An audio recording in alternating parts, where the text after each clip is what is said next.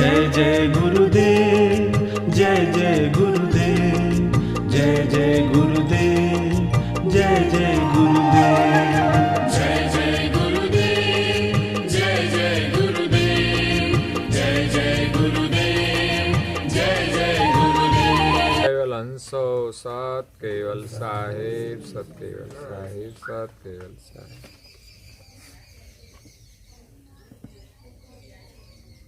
चार चिन्ह हरि भक्त के प्रगट देखावन देत, दया क्षमा और दीनता, पर दुख को हर ले। પ્રેમી ભક્તજનો, જ્ઞાન સંપ્રદાયના આદ્ય સ્થાપક, અનંત બ્રહ્માંડાધીશ, વિશ્વ નિયંતા, સકર્તા સત કૈવલના પરમ વિશેષ અંશ, અનંત અંશોના તારણહાર, પરમ મોક્ષના દાતા, કૈવલ ધર્મ ધુરંધર, મહાન સમર્થ, પરમ શ્રેષ્ઠ, પરમ વિભૂતિવાન, પરમ દયાળુ, પરમ કૃપા નિધિ, સર્વજ્ઞ દિવ્ય પરમ ગુરુ શ્રીમદ કરુણાસાગર મહારાજ જીવ માત્રનું કલ્યાણ કરવા માટે અકળ વિભૂતિનો અતિ દિવ્ય મનુષ્ય દેહ ધારણ કરી આ વિશ્વની અંદર 14 લોક અને 7 દ્વીપમાં પ્રગટ થયા.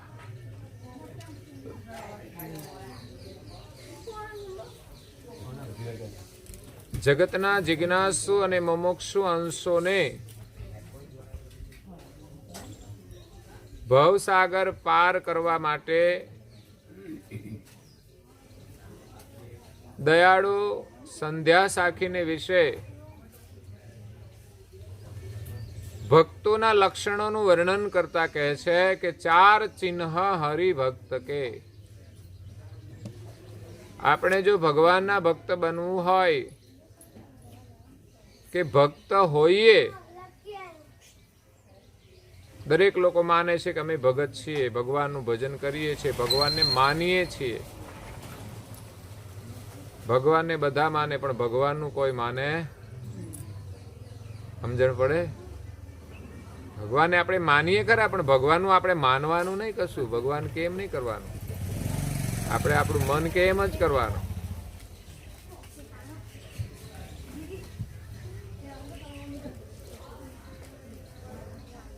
એટલે ભક્તના 4 લક્ષણ બતાવ્યા છે. 4 ચિહ્ન હરિભક્ત કે. જે હરિના ભક્ત હોય, હરિજન હોય, એની અંદર 4 લક્ષણ હોવા જોઈએ. અને 4 લક્ષણ હોય તો માનવાનું કે હરિભક્ત છે. 4 ચિહ્ન હરિભક્ત કે પ્રગટ દેખાવન દેત. એ 4 લક્ષણ એનામાં પ્રગટ દેખાય છે. પહેલું લક્ષણ છે દયા, ક્ષમા और दीनता, पर दुख को हर ले. બીજાના દુઃખને જે દૂર કરે એવો જેનામાં સ્વભાવ હોય એ ભક્તનું લક્ષણ છે. પણ બીજાના દુઃખને કોણ દૂર કરે?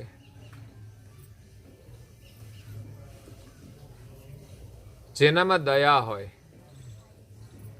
જો દયા નહીં હોય તો એ બીજાના દુઃખને દૂર કરી શકશે નહીં. આ જગતની અંદર અનેક લોકો દુઃખી છે, જે આપણા કરતા પણ દુઃખી હોય. કદાચ આપણે દુઃખી હોઈશું, પણ આપણી પાસે જે કંઈ સુખ સાધન હોય અને આપણા કરતા બીજા દુઃખી હોય, માણસ પણ દુઃખી હોય, પ્રાણી પણ દુઃખી હોય. આપણને ખાવાનું મળી ગયું, પણ કોઈ પ્રાણી છે એ ભૂખ્યું હોય તો એને દુઃખ થાય. જેટલું દુઃખ આપણને ભૂખનું થાય છે એટલું જ દુઃખ પ્રાણીને પણ થાય, પશુને પણ થાય, પક્ષીઓને પણ થાય અને અન્ય માણસોને પણ થાય.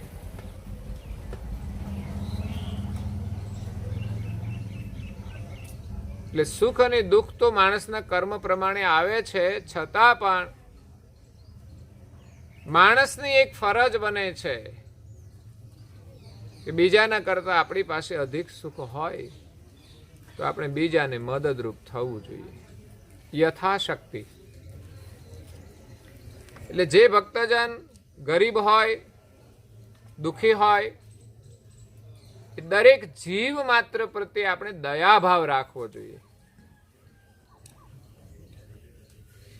દયાના બે પ્રકાર આમ તો છે. કોઈ દુઃખી જોવે એટલે એને દયા આવે, કરવી વસ્તુ જુદી છે, પણ દયા આવવી જોઈએ. આપણામાં મદદ કરવાની ક્ષમતા ન હોય તો આપણે મદદ ન પણ કરી શકીએ. કોઈ અપંગ માણસને જોઈએ તો આપણને દુઃખ થાય કે નહીં, કે આ માણસ કેટલો નિરાધાર છે, અપંગ છે, જીવનભર એને અપંગ રહીને જીવન જીવવાનું.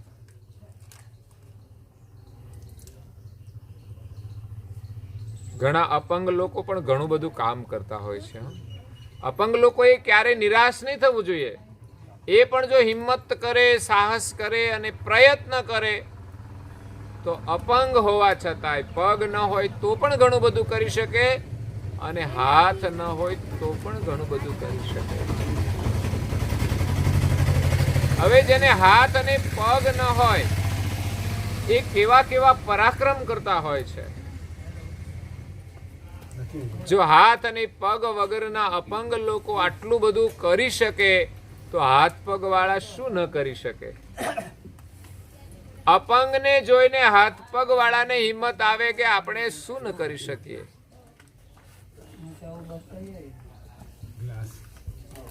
તો હાથ પગ વાળા તો અવશ્ય બીજાની મદદ કરી શકે.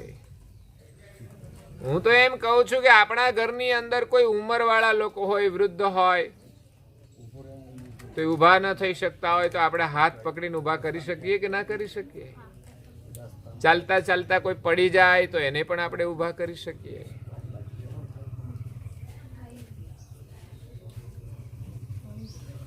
કોઈ ચાલી ન શકતું હોય તો એના માટે આપણે પાણી લાવીને પાઈ શકીએ. તો કે તમે તો ચાલી શકો છો, છતાં પણ અત્યારે તમે કથામાં બેઠા છો એટલે તમારે વચ્ચે ઊભું ના થવું પડે એટલે તમને પાણી પાય છે. સેવા ભાવ છે. પણ જગતમાં જે કોઈ દુઃખી હોય એને જોઈને આપણને દયા આવવી જોઈએ. અને બીજી દયા હોય છે કે કોઈ પણ ભોગે એની સેવા કરે છે, એની મદદ કરે છે. પોતે દુઃખી થઈને પણ બીજાની મદદ કરે. આ છે દયા ભાવ. એક માતા બાળકની સેવા કરે છે તો પોતે દુઃખી થઈને પણ બીજાની સેવા કરે છે, બાળકોની સેવા કરે છે. પોતાના સુખની પણ પરવા કરતા નથી. આવી દયા એક માના હૃદયમાં હોય છે, એમના દીકરા પ્રત્યે, પુત્ર પ્રત્યે. પછી થોડી દયા પતિ પ્રત્યે પણ હોય છે. એમની સેવા માટે પણ દુઃખી થઈને સેવા કરે છે. એટલે બીજાનું દુઃખ દૂર થાય, એમની ઉપાધિ દૂર થાય એવું ભક્તજનોએ બને તેટલો ઉપકાર કરવો. આનું નામ ઉપકાર છે. ભગવાનના જે ભક્ત હોય એની અંદર હંમેશા ઉપકારની ભાવના હોય, પરોપકારની ભાવના હોય. કોઈ સેવા કાર્યો ચાલતા હોય તો એની અંદર પણ એ સહયોગ આપતા હોય છે. તનથી સેવા કરે, મનથી પણ સેવા કરે અને ધનથી પણ સેવા કરે. તો બીજાના દુઃખને દૂર કરવાના 3 સાધન. એક શરીરથી પણ મદદ થાય, બીજું માણસ મનથી પણ મદદરૂપ થઈ શકે છે. કોઈને સારા વિચાર આપી, સારી વાણી આપી અને સાંત્વના પણ આપી શકે છે. કોઈ બીમાર માણસ છે, દુઃખી છે, તો તમે સારા વિચારોથી એને સાંત્વના આપી શકો છો. કારણ કે જે બીમાર હોય એનું દર્દ તો આપણે ન લઈ શકીએ, પણ યથાસંભવ એને આપણે મદદ કરી શકીએ, હિંમત પણ આપી શકીએ. અને કોઈ અતિ ગરીબ હોય તો થોડી ધનની મદદ કરીને પણ આપણે એને સહાય કરી શકીએ છીએ. એટલે આ છે પરોપકારની ભાવના. ભક્તોની અંદર સહજ પરોપકારની ભાવના હોય છે. બજારના કૂતરાએ નાના નાના ગલુડિયાને જન્મ આપ્યો હોય તો લોકો એને દૂધ પાતા હોય છે, રોટલીના ટુકડા નાખતા હોય છે. તો એ પણ એક પરોપકારની ભાવના છે. ઘણા તો એટલા બધા દયાળુ હોય છે કે પોતાના ઘરમાં ન હોય તો પણ મહેનત કરીને એ પ્રાણીને ખવડાવે છે.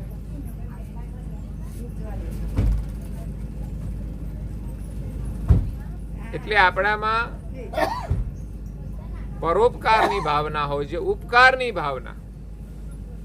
એક હોય છે ઉપકાર અને બીજો હોય છે અપકાર. આ વિરોધાભાસી શબ્દો છે. ઉપકાર એટલે બીજાને મદદ કરવી અને અપકાર બીજાને માણસ ઉપકાર હોય ને ભૂલી જવું. અપકારનો મતલબ તો આપણામાં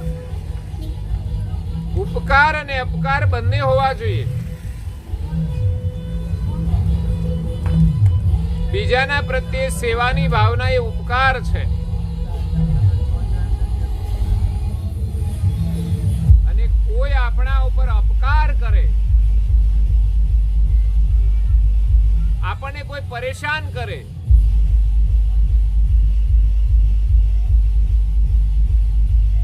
તો પણ એમના પ્રત્યે આપણને દ્વેષ ભાવ થવો જોઈએ નહીં.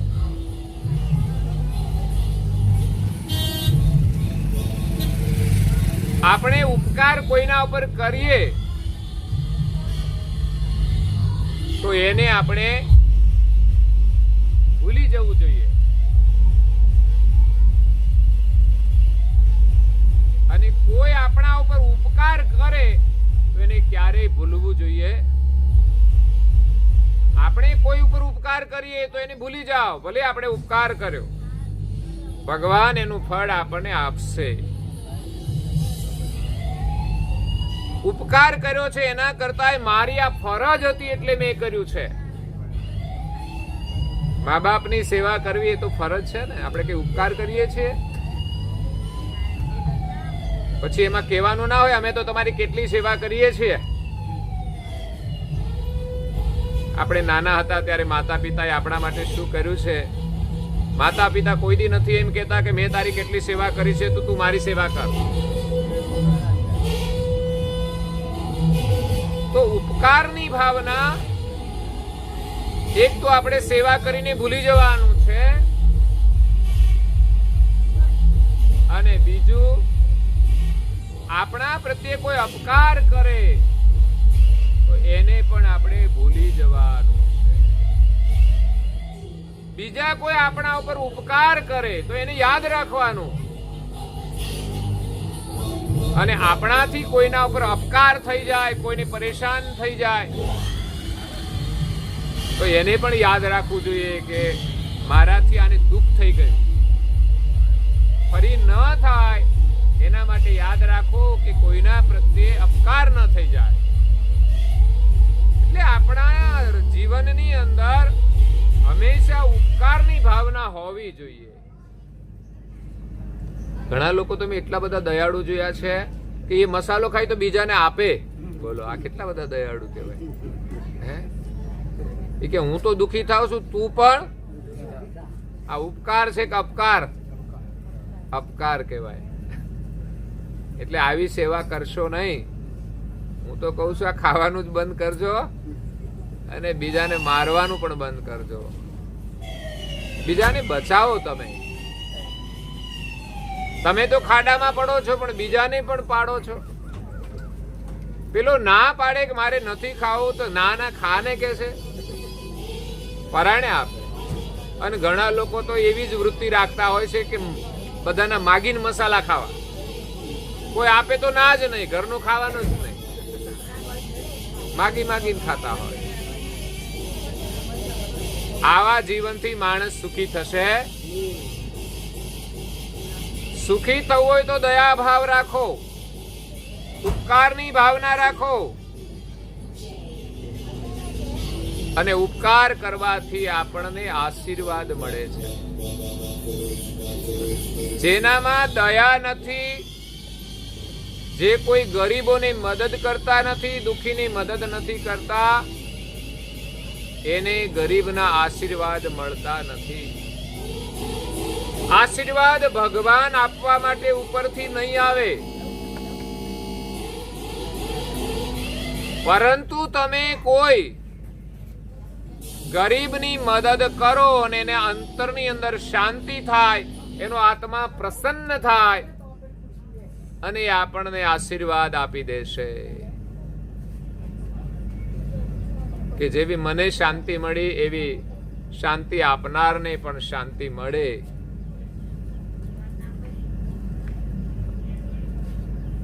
જેનો આત્મા દુખી થાય આપણા કાર્યથી,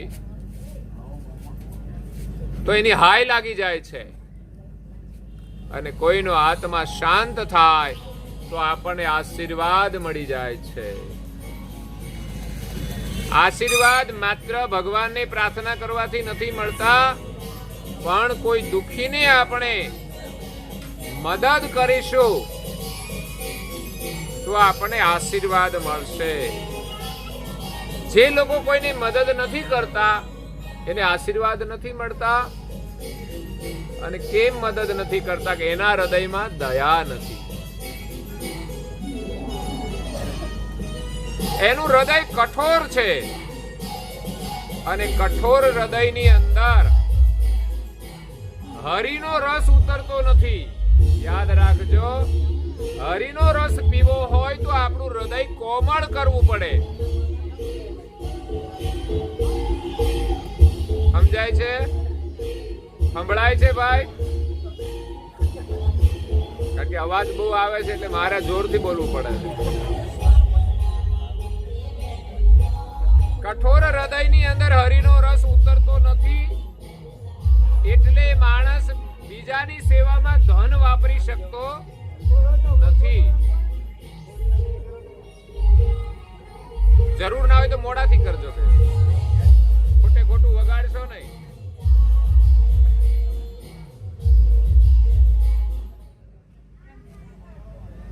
એટલે જેનું હૃદય કઠોર હોય છે એમાં હરિરસ ઉતરતો નથી, અને એ બીજાની સેવામાં ધન વાપરી શકતો નથી, પણ બીજાનું ધન લેવાની વૃત્તિ રાખે છે.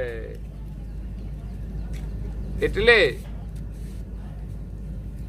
બીજાનું ધન લેવાથી આપણે તો પારકાના બંધનમાં આવી જઈએ છીએ. એટલે હંમેશા કોઈનું લેવાની વૃત્તિ નહીં રાખવી, બને તો કોઈની મદદ કરવી. એનાથી પુણ્ય થશે, ગરીબોના આશીર્વાદ મળશે, ભગવાનના આશીર્વાદ મળશે. જ્યારે આપણી ભક્તિ કરીએ ત્યારે પ્રાણીઓ ઉપર પણ દયા રાખીએ છીએ, અને પ્રાણીઓ ઉપર દયા રાખવાથી પ્રભુ આપણા ઉપર દયા કરે છે. આ સિદ્ધાંત છે. કોઈને તમે ખવડાવશો તો યાદ રાખજો કે તમારે ભૂખ્યા નહીં રહેવું પડે, કારણ કે તમારા હૃદયની અંદર બીજાને ખવડાવવાની ભાવના છે. તો તમે ભૂખ્યા નહીં રહો.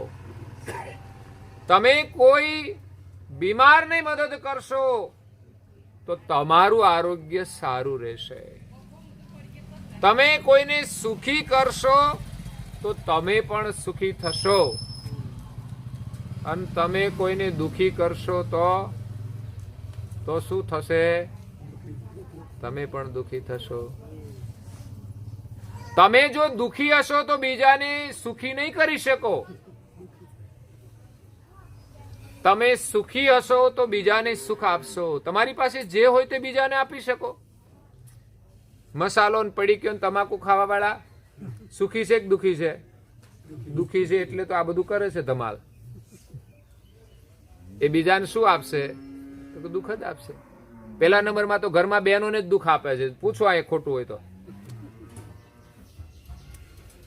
સાચું કે ખોટું ભાઈઓ? નહીં બોલે.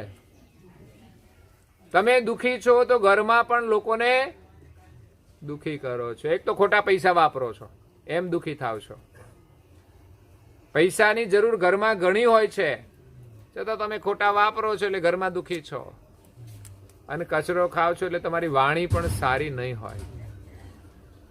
બહેનો સાથે આક્રમક વ્યવહાર કરતા હશો, કારણ કે જે ખાવ એ જ મુખમાંથી નીકળવાનું છે. અને શરીર તમારું બગડશે તો એ પણ દુખી થવાના. તમે તો દુખી થશો, તમે તો થાવ છો જ ને છો જ. દુખી છો એનું જ પ્રમાણ છે કે તમારે કચરો ખાવો પડે છે. કલાકે ને કલાકે દુખી થાવ એટલે કચરો ખાવ, કલાકે દુખી થાવ કચરો ખાવ. એના માટે પૈસા પણ બગાડો છો. એના માટે તમે પાનના ગલા સુધી જાઓ છો, પણ કોઈ સેવાના કાર્ય માટે જાઓ તો ખરું કહેવાય. એટલે પ્રાણી માત્ર ઉપર દયા રાખવાથી પ્રભુ આપણા ઉપર દયા રાખે છે. અને એટલે આપણાથી ક્યારે પ્રભુનો અપરાધ થતો નથી. ભગવાનની દયા હોય તો આપણાથી ભગવાનનો અપરાધ ન થાય. અને કદાચ આપણાથી કોઈ અપરાધ થાય અને માફી માગીએ તો પ્રભુ માફી આપે. કારણ કે આપણે કોઈની મદદ કરી છે, કોઈના ઉપર દયા કરી છે, તો ભગવાન આપણા ઉપર દયા કરશે અને માફી આપશે. નહીં તો માફી પણ મળતી. કોઈની આપણે માફી આપીએ તો માફી મળે, કોઈના ઉપર દયા કરીએ તો માફી મળે છે. ભગવાન આપણા ઉપર દયા કરે છે. એટલે દયા રાખવાથી આપણા જીવનમાં બહુ લાભ છે. કે તમારામાં દયા હોય તો ઘરમાં પણ તમારો સ્વભાવ બહુ સારો હોય છે. ઘરમાં બધાને ગમે. દયા રાખવાથી તમારી કીર્તિ વધે છે. પાડોશી પણ પ્રશંસા કરે. ઘરમાં તો તમારી પ્રશંસા થાય કે તમારા ભાઈનો સ્વભાવ તો બહુ સારો, બહુ દયાળુ. ઘરમાં ના હોય તો બીજાને મદદ કરે. એ બહુ સારી વસ્તુ છે. તમારું કરેલું તમને પાછું મળશે. વિપરીત પરિસ્થિતિમાં તમે કર્યું હોય તો અનેક ગણું મળે. હોય અને કર્યું હોય તો પણ એનો બમણો લાભ થતો હોય છે. અને ન હોય ને કરો તો એનો તો બહુ જ મોટો લાભ હોય છે. કે આપણા કરતા એને વધારે જરૂર છે એમ સમજીને આપણે કરીએ, એ બહુ મોટી વસ્તુ છે. ધનવાન બની જવા કરતા દયાવાન બનવું સારું છે. આપણી પાસે જે હોય તેમાંથી આપણે બીજાને મદદ કરીએ. ભગવાને આપણે શરીર સારું આપ્યું છે તો એના દ્વારા તો આપણે કોઈની મદદ કરી શકીએ. એટલે જ્યારે કોઈ ભક્ત સેવા કાર્ય કરે, દયાભાવ રાખે, ત્યારે એની કીર્તિ ફેલાય છે, એની સુવાસ ફેલાય છે. અને આવા લોકોને ત્યાં સજ્જન અને સંત એમના ઘરે આવે છે. વિચાર કરો, સારા લોકો એમના ઘરે આવે. કોઈ સંત આવે તો કોઈનો બંગલો જોઈને ના આવે, પણ કોઈ દયાળુ માણસ હોય, કોઈ સજ્જન માણસ હોય એમના ઘરે સંત પધારે છે. અને સંત આવે તો પાછો એથી વધારે મોટો લાભ થાય કે તમારા ઘરે આવીને કંઈક સત્સંગ કરે, સારી વાતો કરે, સારી ચર્ચા કરે. આ બહુ મોટો લાભ છે. બાકી તો લોકો બિનજરૂરી વાતોમાં સમય બગાડતા હોય છે. ઘરમાં બિનજરૂરી વાત, પડોશમાં જાય તો બિનજરૂરી વાત, ને પાનના ગલ્લે જઈને બેસે તોય કચરો જ કાઢવાનો. મિથ્યા વાતોમાં સમય બરબાદ કરીએ છીએ. એટલે ઘરમાં પણ ઘણી વખત કલેશ ઉભા થતા હોય છે. બિનજરૂરી વાતો કરવાથી કલેશનું સર્જન થાય છે. કામ વગરની વાતોમાંથી લોકો અકળાતા હોય છે. એકાબીજા વાતોથી લડતા હોય છે. આ લડવાનો એક સ્વભાવ બની જાય, એકબીજાની વાતોનો વિરોધ કરવો. એટલે સંતો આપણા ઘરે આવે, કોઈ સજ્જન આવે તો કોઈ સારી વાત થાય, તો સારી ચર્ચા થાય અને સંત સમાગમનો અલભ્ય લાભ મળે છે. અને સંતની સેવામાં આપણી સંપત્તિનો પણ એક સદુપયોગ થાય છે. અને આપણા ઉત્તમ સંસ્કારોનું નિર્માણ થાય. સેવા કરવાથી, સત્સંગ કરવાથી ઉત્તમ વિચારોનું અને સંસ્કારોનું નિર્માણ થાય છે. સંપત્તિ તો ગમે ત્યાંથી ગમે તે રીતે મળે, પણ ઉત્તમ વિચારો સહજતાથી મળતા નથી. કોઈ સારા સજ્જનનો સંગ કરીએ તો સારા વિચાર મળે, કોઈ સંતોનો સંગ કરીએ તો સારા વિચાર મળે, કોઈ સારા પુસ્તકનો સંગ કરો તો પણ સારા વિચાર મળે છે. તમને કોઈ સજ્જન ન મળે તો સારું પુસ્તક રાખજો અને નિયમિત એનો અભ્યાસ કરજો. રોજ તમારા જીવનમાં 15-20 મિનિટ કે 30 મિનિટ ઉત્તમ ગ્રંથોનું અધ્યયન કરવું જોઈએ, સારા વિચારો લેવા જોઈએ. તમારો દિવસ સફળ થઈ જશે, એ રીતે તમારું જીવન પણ સફળ થઈ જશે. રોજ તમારા મનની અંદર, તમારા જીવનની અંદર 15-20 મિનિટ કે 30 મિનિટ માટે સારું વાંચન કરીને સારા વિચારોની અંદર ભરવા જોઈએ. એનાથી તમારું જીવન ગુણવાન બનશે, એનાથી તમે સુખી થશો. એટલે સંતજનો, ભક્તોના સહવાસથી આપણું મન અને ઇન્દ્રિયો સારું આચરણ કરવા માટે પ્રવૃત્ત થાય છે. કોઈ સારી વ્યક્તિ મળે ને તો સારું કાર્ય કરવાની પ્રેરણા મળે. અને કોઈ વાતોડા મળી જાય, કામ વગરની વાતો કરે તો આપણામાં કચરો ભરી જાય છે. પછી આપણામાં એ ટેવ પડી જાય સાંભળવાની અને બોલવાની. સજ્જનોના સાથે સારી વાતો સાંભળીએ, સારા સંસ્કાર પ્રાપ્ત થાય છે. શુભ આચરણ કરવાથી આપણો દિવસ પણ આનંદમય પસાર થાય છે. ઘરમાં માતા પિતા હોય, સાસુ સસરા હોય, એની આપણે સેવા કરીએ, પ્રેમથી એના માટે ભોજન બનાવીએ, પ્રેમથી એમને પૂછીએ શું જમવું છે. ઘણા લોકો તો વડીલો સાથે વાત કરતા હોય તો આંચકા મારતા હોય છે. બેહો છાનામાના, કશું પૂછાય નહીં, કશું કહેવાય નહીં. પાણી લાવજો બેટા. હા, તરસા મરી ગયા, આવીએ છે. એ બોલ્યા વગર આપી દે તો શું વાંધો? આપવાનું તો હોય, લઈને આવે. પણ એવી ભાષાનો પ્રયોગ કરે એમ થાય કે પાણી માગવું જ નથી, તરસા રહેવું છે.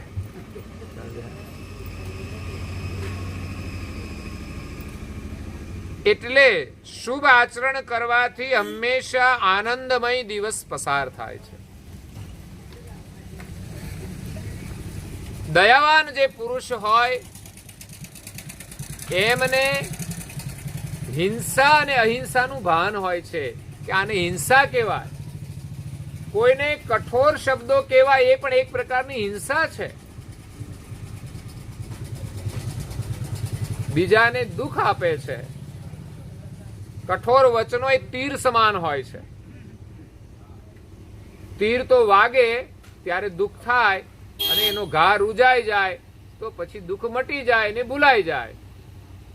પણ કડવા શબ્દોનો પ્રહાર એનો ઘા ક્યારેય રૂજાતો નથી. જ્યારે વાગે ત્યારે દુઃખી તો થાય, પણ એ વ્યક્તિ જ્યારે જ્યારે મળે ત્યારે પાછો ઘા તાજો થાય.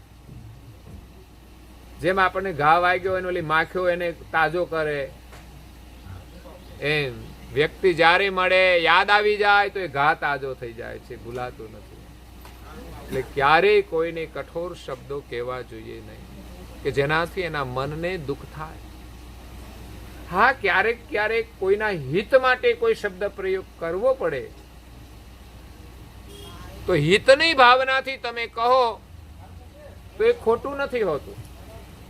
તમે તમારા બાળકને વઢો છો, કઈ તોફાન કરે તો, પણ એમાં તમારી હિતની ભાવના હોય છે, બાળકનું હિત થાય. એટલે હંમેશા આપણે દયા રાખવી જોઈએ. દયા રાખવાથી બીજાની નિંદા કે દ્રોહ કરવાનું જે મન છે એ અટકી જાય છે. બીજાને દુખી કરવા માટેની જે વૃત્તિ છે એ રોકાઈ જાય દયાભાવથી. દયામાં હંમેશા બીજાને સુખ આપવાની જ ભાવના હોય તો એ બીજાને દુખી નથી કરી શકતા. તો એવા દયાવાન પુરુષથી કોઈ પણ પ્રકારનું ખોટું કર્મ થતું નથી, કોઈ ક્રૂર કર્મ થતું નથી. આ દુનિયામાં ઘણા બધા લોકો છે કે જે ક્રૂર કર્મ કરે છે. પેપરની અંદર સમાચાર આવતા હોય છે, પરિવારની અંદર ઝઘડો થઈ ગયો તો આને મારી, આને માર્યો, આવું બધું આવતું હોય છે. કોઈ પત્નીને પણ મારે, પત્નીને સળગાવી દે. તો કુટુંબમાં પણ આવા લોકો હોય છે. પછી ઘણા લોકો એવા ક્રૂર હોય છે, પડોશી જોડે ઝઘડે તો એની સાથે મારામારી થઈ જાય છે. એટલે ઘણા ક્રોધી લોકો ક્રૂર હોય છે. તો ક્રોધની અંદર વાત વાતમાં એ શું કરે એનું કશું કહેવાય નહીં. ઘણી વાર તમે રસ્તામાં જતા હો, બે વાહનો આમાં આવી ગયા, કોઈને ટચ થઈ ગયું, એમાંથી પણ મોટો ઝઘડો થઈ જાય, મારામારી થઈ જાય, કોઈની હિંસા પણ થઈ જાય.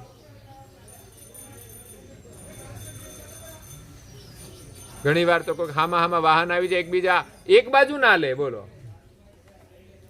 એમ કે તારા બાપનો રસ્તો છે, આમ આવી જતા હોય છે. હામાં કોઈના બાપનો નથી. બે સમજીને એક બાજુ લઈને નીકળી જાઓ. અને કોઈ અડગ થઈને ઉભો રહે ને, એ આજે ભલે અડગતા રાખે છે, પણ એ અડગતા એને ડગલે ને પગલે નડશે. આપણે કોઈને સાઈડ આપીએ ને તો આપણે ટ્રાફિકમાં જામ ન થવું પડે. ભગવાન આપણને રસ્તા આપી દેતા હોય છે, અને ઘણા લોકો રસ્તો ના આપે ને એ પછી ટ્રાફિકમાં એવો ફિટ થઈ જાય ને એના કરતા વધારે સમય એનો બરબાદ થઈ જાય. આ કુદરતનો નિયમ છે. કોઈને દુખી ન કરશો. સંભવતઃ બીજાને સુખ આપવાની વૃત્તિ બની જશે. તમારું જીવન સુખથી ભરાઈ જશે. પૈસા આવવાથી સુખી થઈશું એવું નથી. પૈસા તો ઘણા ઘરમાં હોય, પણ શરીર હારું ના હોય શું કરવાનું? છોકરા હારા ના હોય તો શું કરવાનું? પત્ની સારી ના હોય તો શું કરવાનું? પતિ સારો ના હોય તો શું કરવાનું? આવાય સુખી ઘર છે, બંગલામાં રહેતા હોય, પણ છતાંય સુખી નથી. સુખ તો બીજાને સુખી કરવાથી મળવાનું છે. ઘરમાંય તમે બધાને સુખ આપશો ને તો બધા તમને સુખ આપશે, તમારી સેવા કરશે. યાદ રાખજો, જે પતિ પત્નીની સેવા કરે છે એ પત્ની હંમેશા ખુશ રહે છે, અને ખુશ રહે છે તો એમની પણ એ સેવા કરે છે. પણ એકબીજાની મદદ કરવા માટે લડતા હોય એ ઘરમાં સુખી રહી શકતા નથી. પછી દરેકને પોતાનું કામ જાતે કરવું પડે. એટલે દયાળુ જે પુરુષ હોય એનાથી કોઈ ક્રૂર કર્મ થતું નથી. આજે આતંકવાદીઓ છે, એનામાં દયા હોય ભાઈ? નામે દયા ના હોય. એ કેટલા ક્રૂર કર્મ કરે છે. બોમ્બ બ્લાસ્ટ કરીને કેટલાય લોકોના જીવ લઈ લે છે. કેટલાય ચારિત્રહીન કર્મ પણ કરતા હોય છે. બેન દીકરીઓ પર અત્યાચાર કરતા હોય છે. આ બધા ક્રૂર કર્મો છે. લૂંટફાટ કરવી એ પણ ક્રૂર કર્મ છે. ચોરી કરવી એ પણ ક્રૂર કર્મ છે. પણ જે દયાળુ હોય એ ક્યારેય ક્રૂર કર્મ કરતા નથી. જેથી એવા જે ભક્ત હોય એને કોઈ જગતની કે ઈશ્વરની ગુનેગારીમાં આવવું પડતું નથી. એવા જે દયાના પાત્ર ભક્તજન છે એ ભક્તિથી શોભે છે. અને એવા ભક્ત બધાને પ્રિય લાગે છે. પરિવારને પ્રિય લાગે, પાડોશીને પ્રિય લાગે, સગાઓને પણ પ્રિય લાગે, સંતોને પણ પ્રિય લાગે અને ભગવાનને પણ એવા ભક્તો પ્રિય લાગે છે. ઘણા પરિવારોની અંદર જોવા મળે છે ઘણાનો સ્વભાવ બહુ સરળ હોય છે. ઘરમાં કામ વગર મગજમારી જ નહીં, પોતપોતાનું કામ કરે અને શાંતિથી ને આનંદથી રહેતા હોય છે.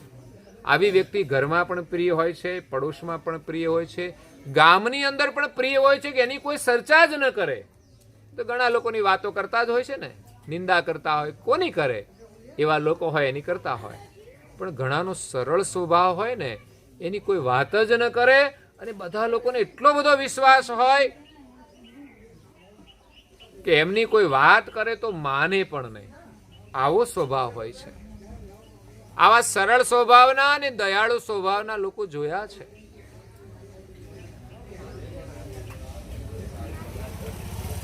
કોઈ માણસ દુખી હોય તો એને મદદ કરે છે. એટલે સંતોને તો આવા ભક્તો પ્રાણ પ્રિય લાગે છે. એટલે એવા ભક્તોના ઉપર સંત મહાપુરુષોની કૃપા થાય છે. સંતોની કરુણા મળે છે. જે દયાળુ લોકો હોય એનાથી સંતો પ્રસન્ન થાય છે અને એની પ્રસન્નતા રૂપી કૃપા એને મળે છે. અને જેને સંતોની કૃપા મળે ને એને ઈશ્વરની કૃપા મળી સમજવી. ઈશ્વરની કૃપા સંતના માધ્યમથી મળે છે.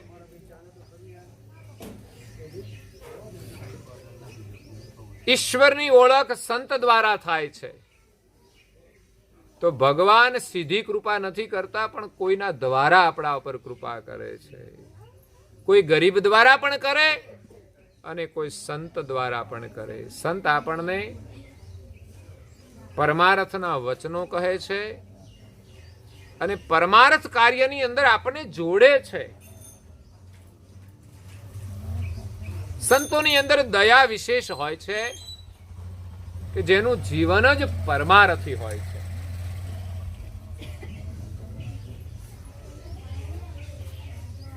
એટલે તો એને વૃક્ષની સાથે સરખાવ્યા છે. તરુવર, સરોવર और संत जन ચોથા બરસે મેં. વરસ તો વરસાદ એ પણ બહુ ઉપકારી છે. આ સૃષ્ટિ ઉપર કેટલો ઉપકાર કરે છે આ વરસાદ. વરસાદ ન હોય તો શું થાય? માણસ દુખી થઈ જાય. એટલે વરસાદની પણ બહુ મોટી સેવા છે. ભલે કુદરતી છે પણ એનો બહુ મોટો ઉપકાર છે. તરુવર એટલે વૃક્ષ. વૃક્ષનું સંપૂર્ણ જીવન પરમાર્થી છે. વિચાર કરીએ છીએ કોઈ વૃક્ષને જોઈને કે આ ઊભું કેટલી સેવા કરે છે, અને આપણે ઊભા ઓર્ડર કરીએ લાવો.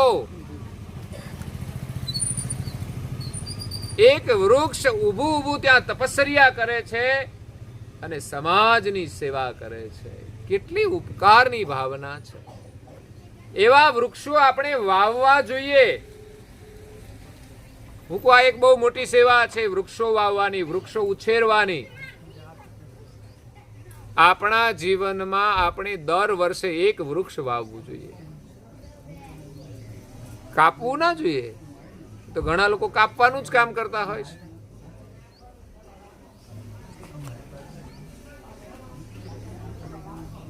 જો જગ્યા હોય ને તો ચોક્કસ વાવવું જોઈએ. ઘરના આંગણે વાવો. એ સિવાય સમાજ સેવાના કાર્ય રૂપે આપણે રોડ ઉપર પણ વૃક્ષો વાવી શકીએ છીએ. ઘણા લોકો વૃક્ષો વાવે રોડ ઉપર, પાણી પાય, અને ઘણા એવા આળવિતરા લોકો હોય કે એને કાઢી નાખે. કેમ? તો કે અમારા ખેતરના છેડે મૂક્યું છે, અહીંયા કાઢી નાખો. પિંજરું નાખ્યું હોય તો કાઢી નાખે. આ કેટલું મોટું પાપ થાય ખબર છે? એક જીવની હિંસા થાય છે. એ માણસ સુખી નહીં થાય. તમારા ખેતરના છેડે વાયુ હોય ત્યાં તમારી હદ ઘણી દૂર હોય છે રોડથી, ખેતર નહીં. પણ તમે ખેતર રોડને અડી ગયા હો છો ખોદી ખોદીને. અને એવું હરામનું આપણે વાવીએ છીએ ને, એનાથી કોઈ લાભ નથી થતો. 5 ફૂટની જગ્યામાં આપણે શું મળી જવાનું? વરસાદ જો સારો ન થાય તો આખા ખેતરમાં બધું ઓછું થાય. અને વૃક્ષો જો કિનારે વાવ્યા હોય અને સપ્રમાણ વરસાદ થયો હોય તો એ ખેતરની અંદર જે થતું હોય ને એના કરતા બમણું થાય. આ નીતિ છે. એટલે ક્યારેય કોઈ છોડ વાવે ને તો કાઢવો નહીં. આ તો કે અમારા ખેતરના છેડે હોય તો અમારા ખેતરમાં કશું ના થાય. હવે નહીં થાય તો 10 ફૂટમાં ના થાય, પણ બીજું ખેતરમાં તો થશે ને. ભગવાન તને આપશે, વિશ્વાસ રાખ. અને તારા ખેતરના છેડે વૃક્ષો હશે તો તને છાયા મળશે, તને એના સારા ફળ મળશે. અને એ જ વૃક્ષો ઔષધનું કામ કરે છે. વૃક્ષોની કેટલી બધી સેવા. વૃક્ષ વાવો, વરસાદ લાવો. વૃક્ષ આપણને મીઠી છાયા આપે છે. તો આ ઉનાળાનો 46 ડિગ્રી તાપ હોય અને રસ્તે નીકળ્યા હોય, ત્યાંથી વૃક્ષોની છાયા મળે ત્યારે આપણને સાંત્વના મળે છે. તો વૃક્ષ આપણને છાયા આપે છે. બીજું આપણને મીઠા ફળ આપે છે. ત્રીજું આપણને ઔષધ આપે છે.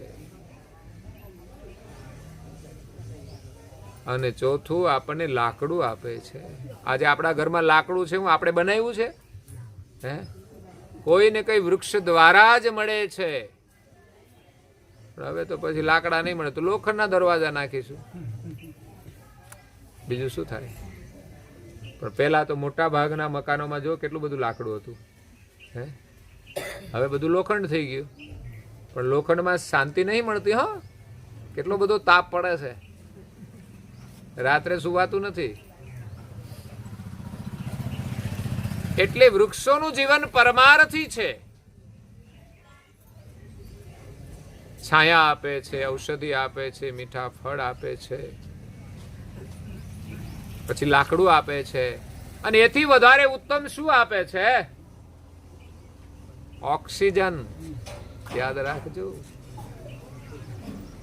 હજુ આ થોડા વૃક્ષો કપાઈ જાય તો જીવવાનું મુશ્કેલ થઈ જશે.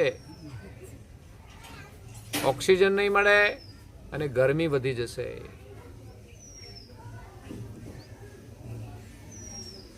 તો વૃક્ષોનું જીવન પરમાર્થી છે. સરોવરનું જીવન પરમાર્થી છે. સરોવર પોતાના માટે નથી જીવતું.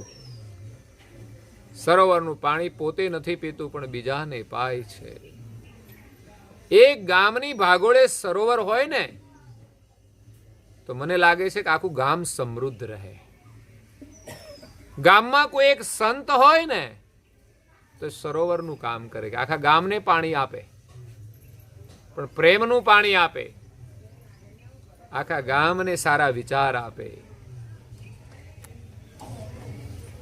તો સંત એ સરોવર સમાન છે, એક વૃક્ષ સમાન છે. બીજાને છાયા આપે છે.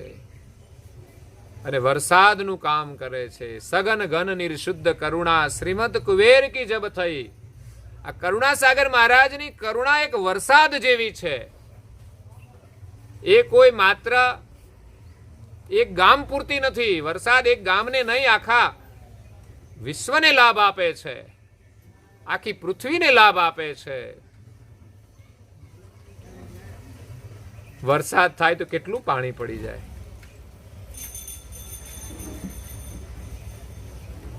વરસાદનો મોટો ઉપકાર કે એક તો બધું ધોઈ નાખે, આપણા ઘર ધોઈ નાખે, ઝાડવા ધોઈ નાખે, બજારો ધોઈ નાખે, પાણી પાણી કરી દે. સરોવરો ભરાઈ જાય, નદીઓ ભરાઈ જાય અને પાણી તળની અંદર આવી જાય તો એ પણ આપણને સુખ મળે છે. અને ચોમાસું જ્યારે હોય ત્યારે આપણા જે ખેતરો છે બધા લીલાછમ થઈ જાય, આપણા પાક છે એ પાકે છે સારા.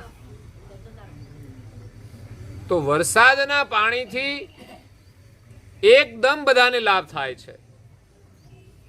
કુવાનું કે મોટરનું પાણી હોય ને તો આપણે કેટલો સમય આપવો પડે એટલું પાણી કાઢતા. જ્યારે વરસાદ તો એક ઘડીની અંદર બધું પાણી પાઈ દે, આપણને શાંતિ થઈ જાય કે હવે પાવું નહીં પડે. બોલો, તો આપણો સમય બચ્યો કે ના બચ્યો? વરસાદ ન હોય ત્યારે આપણે ખેતરમાં મોટરથી પાણી પાવું પડે. તો વરસાદ થઈ જાય તો આપણો સમય બચી જાય. તો આપણે એનો શું ઉપયોગ કરીશું? ભગવાનનું સ્મરણ કરીશું, ઘરે આવીને પ્રાર્થના કરશું કે હાલો આજે આપણે વહેલા છૂટા થઈ ગયા તો ઘરે જઈને પ્રાર્થના કરીએ, ભગવાનની બહુ દયા થઈ. તો એ રીતે આપણે સરોવર તરવર સંત જન ચોથા બરસે મેં પરમારથ કે કારણે ચારો ધર્યા દે. ચારેનું જીવન પરમારથ માટે છે. એટલે જેના ઉપર સંતની કૃપા થાય તો સમજવાનું કે આ પ્રભુની કૃપા થઈ છે. આજે એક સત્સંગ પારાયણનું આયોજન કર્યું છે. આ એક બહુ મોટી કૃપા છે ભગવાનની. સદગત આત્માને શાંતિ આપવા માટેની આ બહુ શ્રેષ્ઠ પ્રવૃત્તિ છે. તમને શાંતિ મળશે તો સદગત આત્માને શાંતિ મળશે. અને સદગત આત્મા દ્વારા પણ આ તમારા પર કૃપા ભગવાનની થઈ રહી છે. સદગત આત્માને હવે કંઈ નથી જોઈતું, પણ એના પાછળ તમને બધાને કંઈક સારો લાભ થાય તો એ આત્માને શાંતિ મળશે. તમે સુખી થાઓ, એનાથી ખુશ રહેશે. એટલે આપણામાં દયા હોવી જોઈએ. આ ભક્તનું લક્ષણ છે, દયા. તુલસીદાસ મહારાજ કે છે કે દયા ધર્મ કા મૂળ હૈ, પાપ મૂળ અભિમાન. તબલગ દયા ન છોડીએ, જબલગ ઘટ में પ્રાણ. કેવી દયા જોઈએ? આપણાથી જ્યાં સુધી થઈ શકે ત્યાં સુધી ઘરમાં તમામની સેવા કરવી જોઈએ. એમાં વડીલોની તો ખાસ, વૃદ્ધોની તો ખાસ. એને સહેજે તકલીફ ન પડે એવી રીતે આપણે જીવન જીવવું જોઈએ. તો આપણને એના આશીર્વાદ મળશે અને આપણે સુખી થઈશું ને આપણા બાળકો સંસ્કારી થશે. આપણે હંમેશા આશા રાખીએ છીએ કે આપણા બાળકો મોટા થાય, ભણી ગણીને સુખી થાય અને આપણને સુખ આપે. પણ આ પ્રક્રિયા ક્યારે થશે? કે જ્યારે તમે વડીલોના આશીર્વાદ લેશો તો તમે સુખી થશો, તમારા બાળકો સંસ્કારી થશે અને મોટા થઈને તમને સુખ આપશે. તો યુવાનીમાં સુખી થવા માટે કે આ યુવાનીનો ઉપયોગ આપણે વૃદ્ધોની સેવા કરવા માટે કરીએ, દુઃખીને મદદ કરવા માટે કરીએ. સેવા કરવી એ જ આનંદ છે, એ જ સંસ્કાર છે. તમને એમ હોય કે આપણે સેવા ના કરીએ અને ખાઈને હુઈ જઈએ તો આનંદ મળશે, એર કન્ડિશનમાં હુઈ જઈએ. અરે સેવા કરો ને તો તમને બહારની ગરમીની અસર નહીં થાય. આ અનુભવ છે. તમે જો સેવા કરશો તો ગમે તે તાપમાં પણ તમને તાપ નહીં લાગે. લાઈટ નથી છતાં પણ ગરમી લાગે છે તમને? નહીં લાગે. બાકી માણસ હેરાન થઈ જાય. તમારું મન સેવામાં જોડાય, પ્રભુના સ્મરણમાં જોડાય તો તમને ગરમીનો અહેસાસ નહીં થાય. પણ જો તમે નવરા બેઠા બેઠા હશો ને, વાતો કરતા હશો ને, તો તમે અકળામણ અનુભવશો કે આ લાઇટ વાળા છે ને હેરાન કરે છે, આવા છે ને તેવા છે ને, આ લાઇટ તો રહેતી જ નથી. લાઇટ તો નથી, પણ તમે તમારી રીતે વધારે હેરાન થઈ જાઓ છો, વધારે અકળાવ છો. જે હોય તે પરિસ્થિતિને આમ સહજ સ્વીકારી લ્યો ને, તો આ ગરમીનું દુઃખ ઓછું થઈ જાય. માનો કે આ ગરમી થઈ અને તમને થોડો પસીનો થયો, પણ સહેજ હવા આવે છે તો કેટલી ઠંડક લાગે છે. એર કન્ડિશન કરતાંય પણ વધારે ઠંડક મને તો લાગે છે. હું તો એર કન્ડિશનની ઠંડકને બહુ પસંદ નથી કરતો, થોડી ગરમીને પસંદ કરું છું. કારણ કે ગરમી હોય ને તો ઠંડકનો અનુભવ થાય છે. જીવનમાં થોડું દુઃખ હોય ને તો સુખનો અહેસાસ થાય છે. માત્ર જેના જીવનમાં સુખ છે ને એ માણસ સુખનો વધારે અનુભવ નહીં કરી શકે. એ વધારે સુખથી પણ દુઃખી થશે. માનો કે તમારા ઘરમાં ખાવાનું બહુ છે ને તમે બહુ ખાવ તો શું થાય? માપનું ખાવ તો તમને આનંદ આવે, અને થોડું ઓછું ખાવાનું મળે ને તો વધારે આનંદ આવે છે. કારણ કે ખાવાની વૃત્તિ પાછી રહે છે કે થોડા ભૂખ્યા રહીએ તો.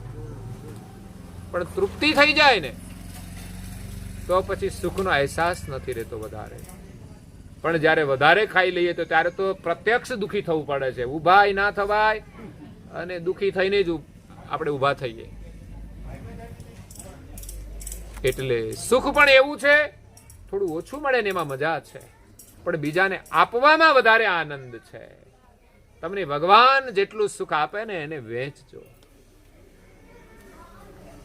ક્યારેય તમે દુઃખી નહીં રહો. હંમેશા આપણે ઉદાર બનવાનું છે, દાતાર બનવાનું છે. જે મળે એને વેચવાનું છે.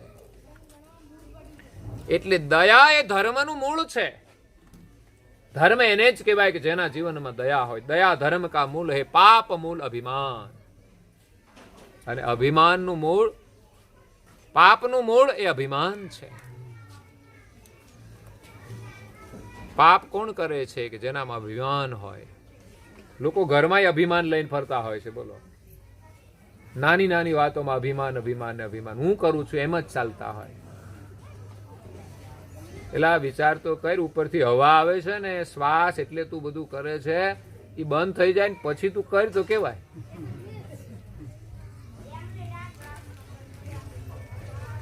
પછી તું ઢગલો થઈ જાય ને પછી ઊભું નહીં થવાય. અરે શ્વાસ આવતો હોય ને જો આ શરીર બગડી જાય છે તો આપણાથી કશું થતું નથી, તો આપણે શું અભિમાન કરીએ છીએ કે આ મેં કર્યું? એટલે અભિમાન એ પાપનું મૂળ છે. એટલે ક્યારેય કોઈ પણ પ્રકારનો અહંકાર કરવો જોઈએ નહીં. તો અવશ્ય આપણે દયા રાખવી જોઈએ જો ધર્મ પાળીએ તો. દયાનું બહુ મોટું ફળ છે. કેટલી બધી વાતો દયાની કરી, કેટલો બધો લાભ છે. તો દયા શા માટે ના રાખવી જોઈએ? દયા રાખવાથી હંમેશા પ્રભુ યાદ આવે છે. દયાને ઉલટાવો તો યાદ થાય. જેટલી તમે દયા રાખો એટલા પ્રભુ તમને યાદ રહે છે. તમારે યાદ કરવા નહીં પડે, કારણ કે તમારો દયાનો જે સ્વભાવ છે એમાં પ્રભુનો વાસ છે કે હંમેશા એ આપણને યાદ રહે.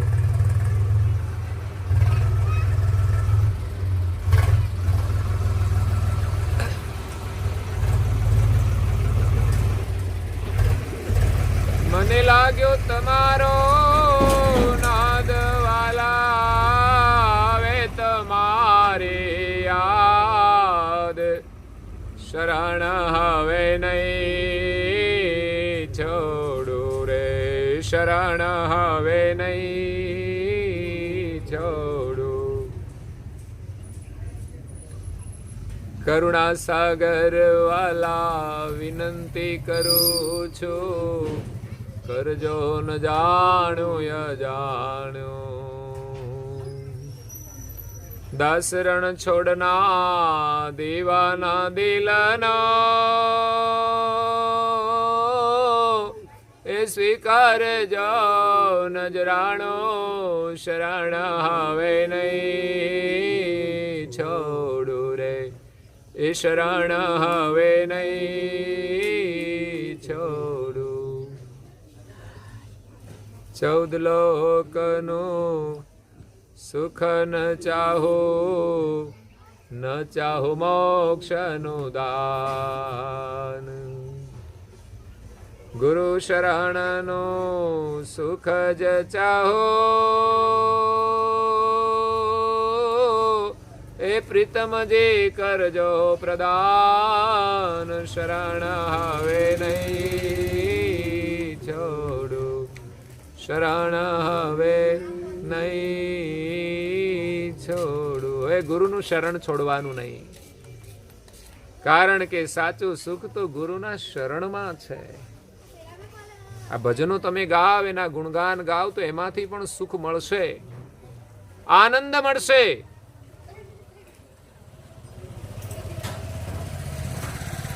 ઘરમાં કોઈની સાથે લડાઈ નહીં થાય. ભજનનો જો આનંદ મળશે તો તમે બીજાને પણ આનંદિત કરી શકશો. ઘરમાં કોઈ કલેશ રહેશે નહીં. તો સાચું સુખ ગુરુના શરણમાં છે. એ 14 લોકના સુખની પણ ચાહના નથી રાખતા. એ કેવું સુખ હશે? બાકી દુનિયામાં લોકો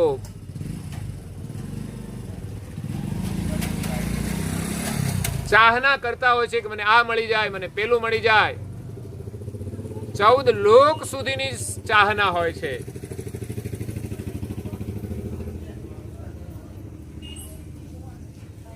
પણ ગમે તેટલું મળી જાય તો પણ સંતોષ થતો નથી. એટલે માણસ સુખી નથી હોતો. પરંતુ ગુરુના શરણમાં જે આવે છે એના મનમાં કોઈ ભોગના સુખની ચાહના નથી હોતી. એને જે કંઈ મળ્યું છે એમાં એને સંતોષ હોય છે અને વિવેકથી એનો ઉપયોગ કરે છે. જ્યારે બહુ બધું મળી જાય ને, ભગવાન પાસે લોકો માગતા હોય છે ને બધું મળી જાય પછી માણસ વિવેક ચૂકી જાય છે. એ ભગવાનને પણ ભૂલી જાય છે. જ્યારે સાધારણ પરિસ્થિતિ હોય ત્યારે મંદિરમાં જતો હોય દર્શન કરવા માટે, પણ સારું થઈ જાય પછી એને ટાઈમ મળતો. કોઈ પૂછે કે તમે પેલા દર્શન કરવા આવતા હતા પણ હવે કેમ આવતા નથી? હવે ટાઈમ જ મળતો નથી, બહુ બીજી થઈ ગયા, બહુ કમાણા. હું તો કહું છું માણસ વધુ કમાય તો વધુ સમય કાઢવો જોઈએ. ઓછી કમાણી હોય, ઘરમાં ખાવાનું ન મળે તો એને વધુ સમય મજૂરી કરવી પડે, વધુ કામ કરવું પડે. પણ જે સુખી અને સંપન્ન લોકો છે એને તો ચિંતા જ ન હોય. બેંકમાં કેટલું બેલેન્સ હોય, બેંકમાં બેલેન્સ હોય છતાં પોતાનું બેલેન્સ નથી હોતું. બોલો, આમ સંતુલન નથી હોતું જીવનમાં. એટલે ભરોસો હોવો જોઈએ કે આપણી પાસે આટલું બધું છે તો આપણે ભગવાનનું નામ લઈએ, થોડું કોઈને મદદ કરીએ, સુકૃત કમાઈએ અને એના ફલ સ્વરૂપે જ સુખ મળે છે. પણ આ તો વધુ કમાવાળા ઘણીવાર કાવા દાવા એટલા કરતા હોય છે, પછી એના ઘરમાં અશાંતિ કેમ ના આવે? કારણ કે માણસ પ્રપંચ કરે છે પૈસા કમાવા માટે, પછી ઘરમાં અશાંતિ થાય, કલેશ થાય, દુખી થાય, સ્વાભાવિક છે. ખોટા માર્ગેથી બહુ પૈસા આવે પછી પાછા ખોટા માર્ગે ચાલ્યા જાય. એટલે ખોટા માર્ગે પૈસા કમાવાથી એક તો મોટો ખતરો છે ખોટા માર્ગે જવાનો. એમાંય જો કંઈક ઓછું ખોટું કર્યું હોય ને તો બહુ ઓછો વાંધો આવે કે આપણને બહુ અધોગતિના માર્ગે ના લઈ જાય. ખોટા માર્ગેથી આવેલા પૈસા ખોટા માર્ગે જતા રહે એટલું ખોટું થાય. પણ જો કોઈને આપણે દુખી કર્યા હોય, એવો પ્રપંચ કર્યો હોય તો પૈસા તો ખોટા માર્ગે જાય પણ આપણે દુખી થવું પડે છે. ઘણા લોકો કુમાર્ગે ચાલ્યા જાય છે, વ્યસની થઈ જાય, વ્યભિચારી થઈ જાય, દુરાચારી થઈ જાય, ભ્રષ્ટાચારી થઈ જાય.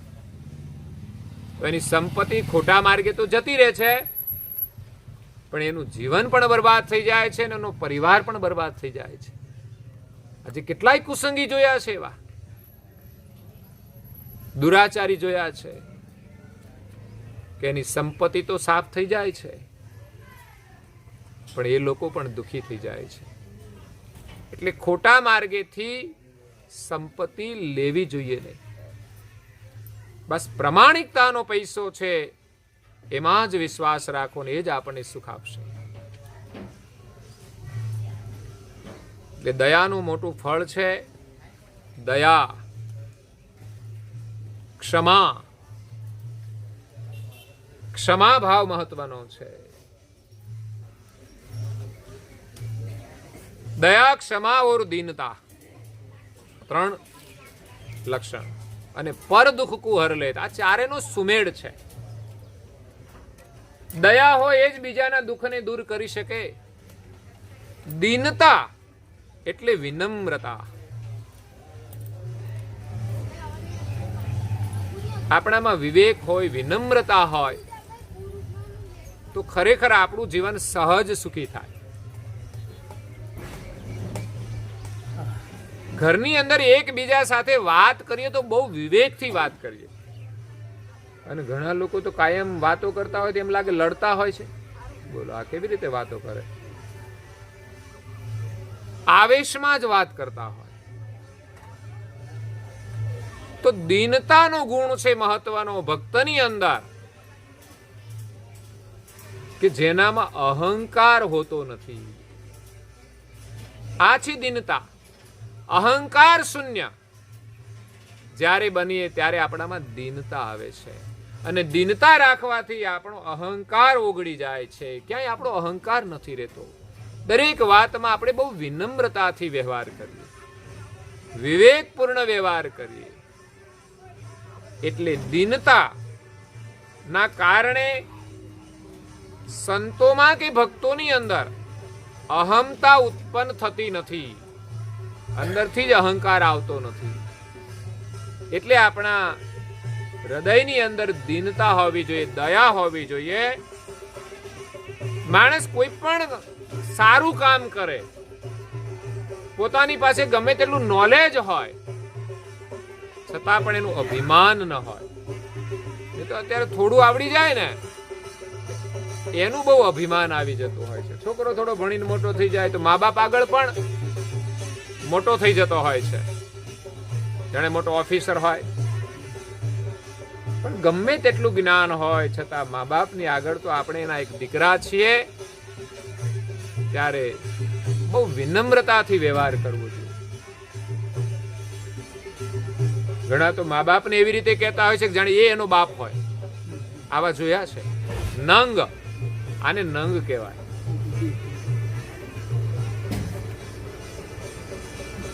મા બાપ આપણે જે કહે તે વિનમ્રતાથી સાંભળવું જોઈએ. અને એને જે કંઈ આપણે કહેવું હોય તો બહુ નમ્રતાથી જ કહેવું જોઈએ.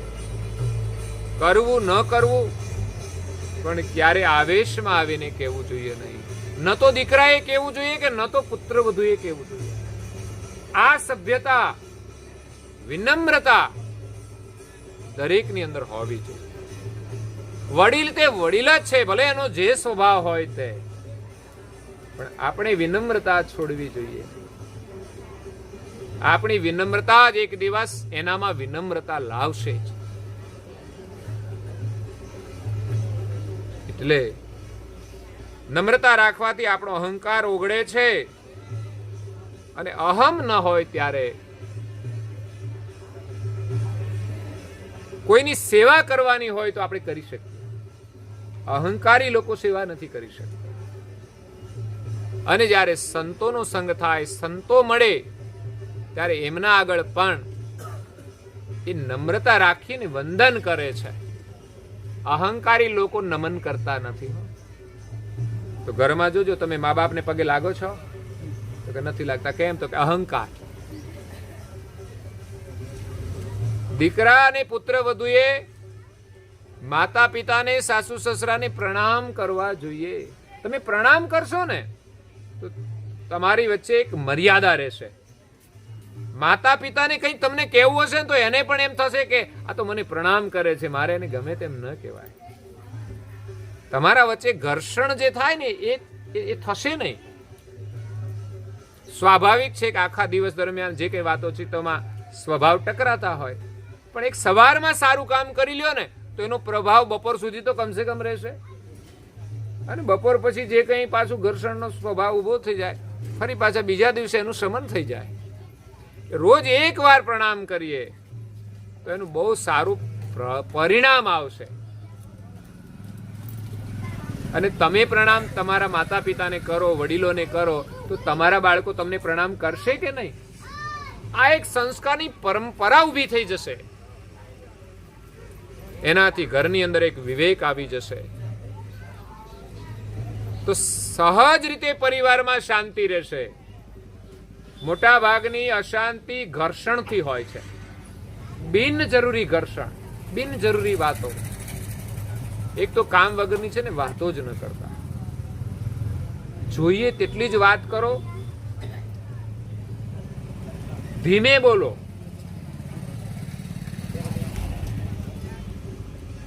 જરૂર પૂરતું બોલો. ઘરમાં આપોઆપ શાંતિ રહેશે. તમારા જીવનમાંય શાંતિ રહેશે, ઘટમાંય શાંતિ રહેશે. મોટા ભાગની અશાંતિ તો બિનજરૂરી બોલવાથી થાય છે. અંદર ઉકાળા ભર્યા હોય ને બહાર કાઢે અને બીજાને હેરાન કરે. ભગવાનનું નામ લઈને આ ઉકાળાને શાંત કરવા જોઈએ. એટલે સંત આગળ જ્યારે આપણે જઈએ ત્યારે હું કંઈ જ નથી, હું કોણ છું, એક વિનમ્રતા હોય છે. ત્યારે એને એ નમન કરી શકે છે, પ્રણામ કરે છે અને એની સેવા કરે છે. અને જ્યારે સંત પ્રત્યે એટલો સદભાવ હોય ત્યારે એને સત્સંગનો લાભ મળે છે. જે લોકો સંતથી નજીક જ ન જતા હોય તો એને સત્સંગનો સ્વાદ મળતો નથી. પણ સંત પ્રત્યે જેને પ્રેમ હોય, નમ્રતા હોય, પ્રણામ કરે છે અને એના સાનિધ્યમાં તમે બેસો તો કંઈક સારા વિચાર મળશે, એમના સારા કાર્યમાંથી પ્રેરણા મળશે. અને કઈ નહીં તો થોડી વાર માટે બેસશો તોય શાંતિ મળશે. ઘણા લોકો મંદિરે આવે, ત્યાં બેસે અને એક વાત કરે, બહુ શાંતિ લાગે છે. મેં કે શાંતિ તો છે જ ને, ત્યારે તમે આવો છો અને શાંતિ લઈને જ જવાનું છે. એ ઘરમાં અશાંતિ હશે તો જ એને શાંતિ લાગતી હશે. એક વસ્તુ તો ઘરમાં અશાંતિ હોય તો એને શાંતિ લાગે, અને ઘણાના ઘરમાં શાંતિ હોય પણ ત્યાં જાય તો એને વધારે શાંતિ મળે છે. તો તમારા ઘરની શાંતિ હંમેશા જળવાઈ રહેશે. તમારા ઘરમાં નિત્ય નિયમ, તમે વહેલા ઉઠી નાહી ધોઈ સેવા પૂજા કરતા હશો તો તમને ચોક્કસ શાંતિ મળશે. પ્રાર્થના કરશો તો ચોક્કસ શાંતિ મળશે. 5-10 મિનિટ ધ્યાન અવશ્ય કરો. બેસો શાંતિથી તોય શાંતિ મળે. પણ માણસ બેસતો જ નથી. એ કેટલો અશાંત હોય ને બીજાને પણ અશાંત કરતો હોય. ઘરમાં આટા માર્યા જ કરતો હોય, બકબક કર્યા કરતો હોય. અને ઘરમાં ચેન્જ ના પડે તો બજારે જઈને આટા મારતા હોય. હવે બજારે હવારના પૂરમાં બજારે પાનના ગલ્લા આગળ જઈને ઊભા હોય, બાકડે બેઠા હોય, હવે ત્યાંથી શું એને મળવાનું? હવારમાં ઘરમાં રહેવાય, સવારે નાહી ધોઈને પ્રભુની પ્રાર્થના કરાય, પૂજા કરાય તો તમને શાંતિ મળે. આ તો ઘરમાં શાંતિ નથી મળતી તો બજારે બાકડે જઈને બેસે છે. બધાને જોયા કરે, આવે ને જાય, ને ત્યાંથી કચરો ભરીને પાછો ઘરમાં આવે. ઘરવાળા જોડે લડે પાછો. એ કચરો ખાતો હોય, ચારે બાજુ ફુવારા મારતો હોય, પિચકારીઓ મારતો હોય, બધું બગાડતો જ હોય. આવું જીવન માણસને કેવી રીતે સુખ આપી શકે? એક આદર્શ જીવન જીવો. સંતના સમાગમમાં રહેશો, સત્સંગ સાંભળશો, સારા વિચાર મળશે, સારા પુસ્તકો વાંચશો તો તમારું જીવન આદર્શ બનશે. ચંદન પૂજન કરો, પછી કપાળમાં તિલક કરો. આ સંસ્કાર છે. પરમ ગુરુ કરુણાસાગર બાપજી તો કહે છે કે પ્રથમ હી દાસ લઘુતાઈ ગુરુ તે લઈ તિલક તુલસી જપમાલ કરમે. પેલા તો ગુરુના શરણમાં જાઓ. દાસ ભાવ હોય, દીનતા હોય તો જ ગુરુના શરણમાં જવાય, નહીં તો એ દીક્ષા ગ્રહણ કરી શકતા નથી. દીનતાનું મહત્વ છે કે તમે આધીન થાવ. આધીનતા મહત્વની છે. એક પતિ પણ પત્નીને આધીન થઈને રહે અને પત્ની પણ પતિને આધીન થઈને રહે તો સમજવાનું કે તમારા જે સંતાનો થશે એ તમારે આધીન થઈને રહેશે. અને તમે બંને તમારા વડીલોને આધીન થઈ રહો. આ પરંપરા છે સુખી થવાની. બાકી ઉલટી ગંગા વહે છે. હો, વડીલો છોકરાઓને આધીન છે, એ યુવાનો એમના છોકરાને આધીન છે. એટલે ઉલટી ગંગા છે. આપણે સંસ્કાર આપવાના છે કે આપણાથી જે નાના છે એ સહજ રીતે આપણે આધીન રહે, જબરજસ્તીથી નહીં. ના, બાળકો નાના હોય ત્યારે કદાચ આપણે દબાણથી એને રાખી શકીએ છાના, પરંતુ એ લાંબો સમય રહેશે નહીં. મોટા થશે ને પછી ધીમે ધીમે આખી પ્રક્રિયા બદલાઈ જશે. છોકરાઓ ભણીને મોટા થઈ જાય પછી ધીમે ધીમે સ્વભાવ પોતાના જે પ્રમાણે હોય એ પ્રમાણે પછી માતા પિતા એને સ્વીકારી લેતા હોય છે. અને થોડા કમાતા થઈ ગયા એટલે માતા પિતાને પરાધીન થઈ જવાનું, બસ. પછી બોલવાનું નહીં. લગ્ન કર્યા, કામ પતી ગયું, તમારે એક બાજુ. લગ્ન થઈ જાય કે કમાતા થઈ જાવ, મા બાપ તો પેલા આગળ જોઈએ. એમના આશીર્વાદ લઈને પછી તમે આગળ વધો. કોઈ પણ શુભ કાર્ય કરો, સવારે ઘરેથી નીકળો તો પણ એક આશીર્વાદ લઈને જાઓ, તમે સફળ થશો. યાદ રાખજો. મા બાપ હંમેશા ઈચ્છે છે કે મારો દીકરો સફળ થાય, પણ આશીર્વાદ લઈને જાય તો થાય ને. વાકો તો વળતો નથી, અકળાય છે, તો આશીર્વાદ કેવી રીતે મળે? એક દેશના પ્રધાનમંત્રી પ્રધાન પદ સુધી પહોંચી જાય છે, પણ છતાં એની નમ્રતા છે કે ગુજરાતમાં આવે તો એને માતાના પ્રણામ કરવા માટે જાય છે. ક્યારેક સમય હોય, ઈચ્છા હોય તો સ્પેશિયલ પણ આવે. આ છે દીનતા, નમ્રતા. અને પ્રજાને પણ બે હાથ જોડીને પ્રણામ કરતા હોય છે. એ છે નમ્રતા. એટલે સંત આગળ આપણે કંઈ જ નથી એવા ઘણા બધા ભક્તો જોવા મળે છે. એ તો ઘણા એવા આવી જાય કે સલાહ આપવા આવ્યા હોય કે એ કેમ આપણે કરવાનું હોય, જ્યારે ઘણા વિનમ્ર લોકો છે સંત પાસેથી કંઈક લઈ જાય છે. એટલે સંત સમાગમનો એને વિશેષ લાભ મળે છે. અહંકારી લોકો આવે તો એ એની વાત કરે, આપણે અમે કશું એને કહીએ નહીં. અમને એમ લાગે કે આને કશું કહેવા જેવું, ખબર છે કે આ કશું લેવાનોય નથી, એ આપવા આવ્યો છે. સારું હોય તો એનું પણ અમે લઈએ, પણ એ પોતાની જે માનસિકતા હોય કે ભાઈ આમ આમ કરવું જોઈએ, આમ જ ચાલે, ઘણી વખત ઘરમાં એનું ચાલતું ના હોય. અને આ જગત આપણી ઈચ્છા પ્રમાણે નથી ચાલતું, પરમાત્માની ઈચ્છા પ્રમાણે ચાલે છે. આપણે આપણી માન્યતાઓ ઘણી માનતા હોય છે, પકડી હોય છે, એવી રીતે જીવતા હોઈએ છીએ અને એમાં દુઃખી પણ થતા હોઈએ છીએ. પણ આપણને ખબર નથી હોતી કે આપણી આ પકડોને કારણે આપણે દુઃખી છીએ. ભગવાનનો જે હુકમ છે, એમની જે આજ્ઞા છે, એના હુકમમાં આપણે રહેવાનું છે.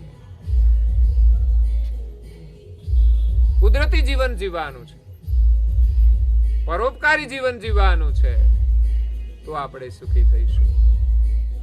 આપણી માન્યતા પ્રમાણે ચાલીશું તો સુખી નહીં થઈએ. એટલે સંત સમાગમ કરવાની આકાંક્ષા રહે છે. કોઈ કોઈ પ્રસંગે સંતના સમાગમથી આપણને અતુલ્ય લાભ મળી જાય છે, જે આપણી કલ્પનામાં પણ ન હોય. સહજ રીતે આપણને કોઈ સેવાનો લાભ મળી જાય, એમના વચનનો લાભ મળી જાય. એવું નહીં કે આપણે જઈશું એટલે તરત લાભ જ મળી જાય. ક્યારેક આવો યોગ થતો હોય છે અમૂલ્ય લાભ લેવાનો. એટલે એને મેળવવા માટે મેઇન વસ્તુ દીનતા જોઈએ. દીનતા હોય તો જ આ અલભ્ય લાભ મળે છે. માનો કે કૂવામાં પાણી છે અને આપણે પાણી લેવું છે તો એની અંદર ડોલ નાખીએ, પણ એ ડોલ ઊભી રહે તો એમાં પાણી ભરાતું, પણ એ થોડી નમે તો ધીમે ધીમે ધીમે કરતા આખી ડોલ ભરાઈ જાય છે. એમ જ્યાંથી કંઈક લેવાનું છે ને ત્યાં આપણે જો નમીશું ને તો એની અંદરથી આપણામાં ગુણ આવી જશે. ઘરમાં આ જ વસ્તુ છે. તમે નાના બનીને વડીલો આગળ જો નમશો તો એમના આશીર્વાદ મળી જશે. ક્યારેક ક્યારેક નાના બાળકો આગળ પણ આપણે નમી લઈએ છીએ કે બાળકના સારા ગુણ હોય તો એને પણ આપણે સ્વીકારીએ. ઘણાના ઘરમાં વડીલો છે બીડીઓ ફૂંકે છે, યુવાનો છે મસાલા ખાય છે, પડીકીઓ ખાય છે, અને નાના બાળકો સલાહ આપે છે કે આ ના કરાય, તો એને નમવું જોઈએ, એની વાત માનવી જોઈએ, અસર કરવી જોઈએ. હું તો એમ કહું છું, આ ભગવાનના રૂપમાં તો આપણને કેવા આવ્યા છે, આશીર્વાદ આપવા આવ્યા છે, પણ લઈએ છીએ. પણ થાય છે શું? તો કે અમે તો ખાઈશું, એની વાત આપણે સાંભળતા નથી. પછી ભગવાન તો આવે દંડો લઈ, કેન્સર કરે, દવાખાનામાં હોસ્પિટલમાં દાખલ કરે, આ દંડો લઈને આવે ભગવાન. આ બધું જ એમના દ્વારા થાય છે. એટલે વિચારવાનું આપણે શું કરવું જોઈએ. એટલે આપણામાં દીનતા હોવી જોઈએ. સંતો કે ભક્તો પાસેથી આપણે કરુણા મેળવવી હોય, આશીર્વાદ લેવા હોય, તો એ કંઈ મોટા ઓફિસર બનવાથી મળતા નથી. ઉત્તમ કુળથી પણ આશીર્વાદ મળતા નથી. માત્ર દીનતાથી મળે છે, દીનતાથી. કોઈ માણસ પાસે સત્તા હોય કે વિદ્યાનું બળ હોય, એની પાસે અઢળક ધન હોય, કે પછી એને કોઈ કાર્ય કરીને આમ નામના મેળવી હોય. અત્યારે ઘણા ક્રિકેટરોને બધા ઓળખે છે, અભિનેતા અને અભિનેત્રીઓને ઓળખે છે. એટલી એની કીર્તિ હોય જગતમાં, તો પણ એને ભગવાનના આશીર્વાદ મળતા નથી.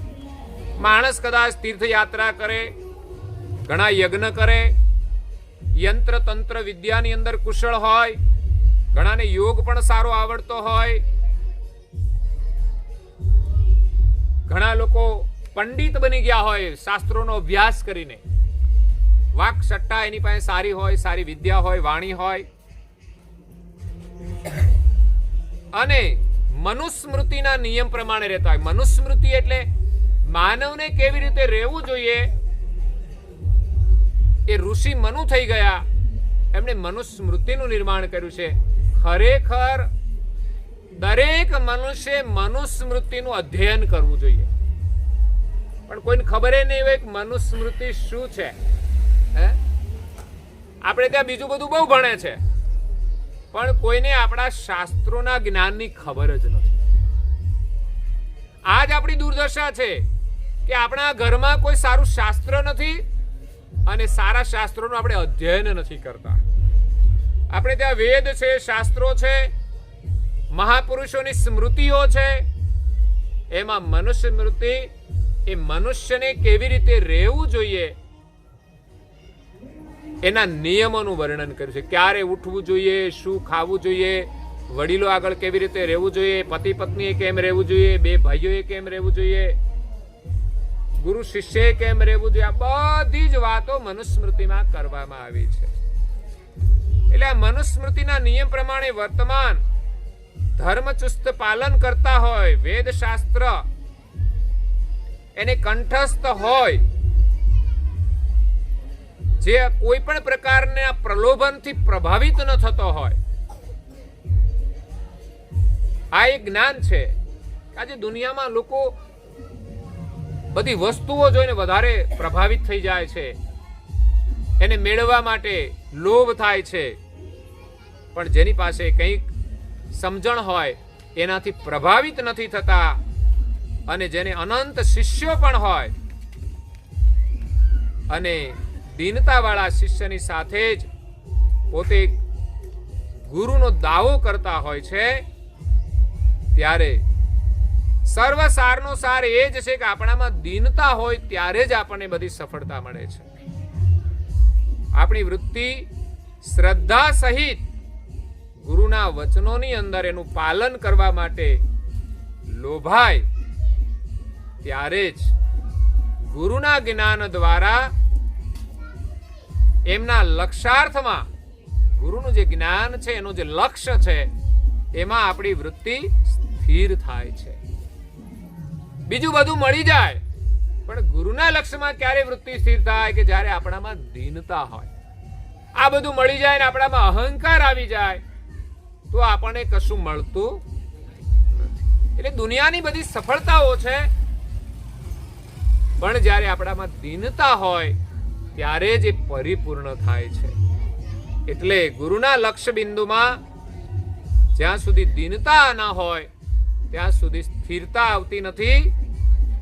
એટલે એના ઉપર જ્યાં સુધી આપણી વૃત્તિ સ્થિર ન થાય ત્યાં સુધી પરિપૂર્ણ થયો કહેવાય નહીં. પરિપૂર્ણ થવા માટે તો શ્રદ્ધા સહિત માણસ મન કર્મ વચનથી સ્થિર થાય ત્યારે જ એ સફળ થાય છે. જેવી રીતે ચંદ્રની અંદર એક ચકોર પક્ષી એને નિહાળવામાં સ્થિર થઈ જાય, એમ આપણે ગુરુના જે વચનો છે એના લક્ષ્યની અંદર આપણે સ્થિર થવાનું છે. પણ જ્યારે દીનપણે શિષ્ય દાવો બજાવે ત્યારે જ એને સફળતા મળે છે. તો દરેક સંબંધ ક્યારે સફળ થાય? જ્યારે દીનતા હોય ત્યારે.